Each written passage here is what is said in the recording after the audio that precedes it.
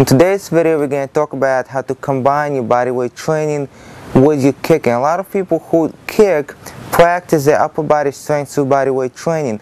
A lot of martial artists in general like to do bodyweight training. That doesn't mean that you don't want to use resistance bands or weights or anything else, but bodyweight training is a part of it. So when you do your push-ups, when you do your pull-ups, when you do your dips, muscle-ups, handstand push-ups, what can you do to work on your kicks? You might have special time, a special segment in your workout when you work on the kicks, but sometimes people say, well, I do the chin-ups, I do the pull-ups, I do the dips, my legs are not doing anything anyway. What can I do to work on my kicks? Well, the most obvious thing that comes to mind, of course, is to lift the legs forward. Okay? So you might be hanging down here, and you would lift one leg forward, or other leg forward, or both legs forward. Okay? This, of course, will work the abdominals, also work the hip flexors, but of course you're going to get the abdominals in. One of the things that I propose you do is keep the other leg back and bend as much as possible.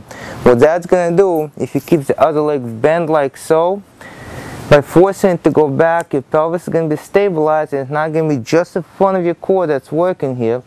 You're going to have the whole core activated, and this is going to resemble your kicking technique a little bit more, so it's not going to be just the anterior chain and that's it. So it looks like this. One leg comes back as far as possible, the other leg goes forward. One leg comes back as much as possible. You can do this as a kick, or you can do this as a straight leg. Okay, but try to keep the other leg back as much as possible, and you're going to have that distribution of even pressure from the front to the back resemble more of the kick and the control you want in your kick, as opposed to simply flexing forward.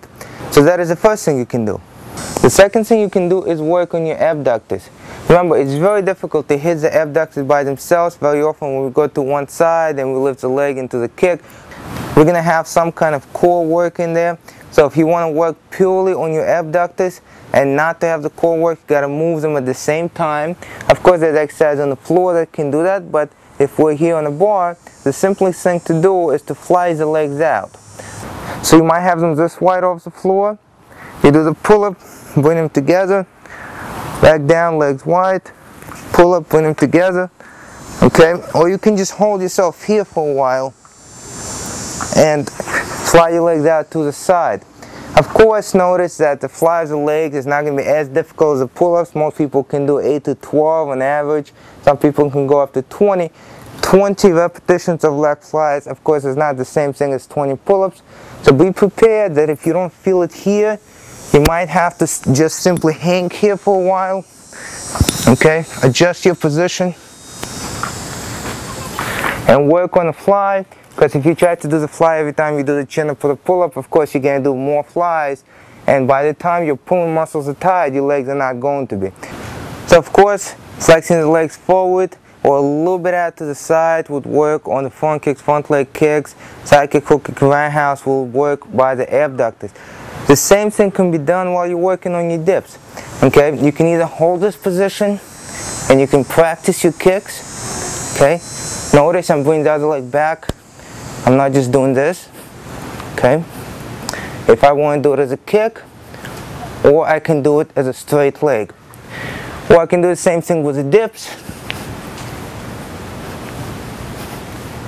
However, once again, for most people, the pushing muscles here, chest, shoulders, triceps, are going to get tired a lot faster than your legs. And you will do the same thing.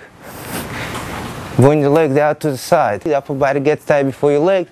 You can find a comfortable position here. And bring the leg out to the side. Of course, you're going to have to bend your knees, because when your arms are straight, you don't have that range of motion. So there's some of the things that you can do. There's a lot more to work on your kicks while you're working on your upper body. To some people, this exercise is new. To some people, this exercise is old. And to some people, it's something that you already thought about, you just never practiced. Give it a shot. I'm Paul Zajcik. Thank you for watching.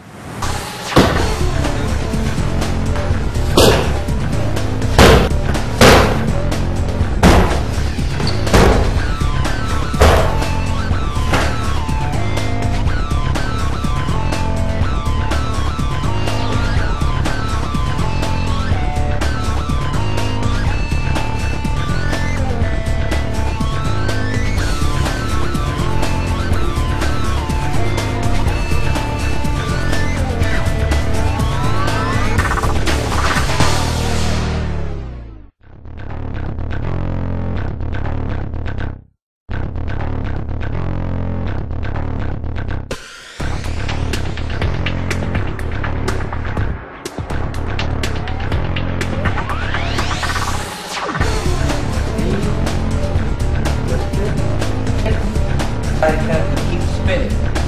With the leg. Outside. We'll go this way.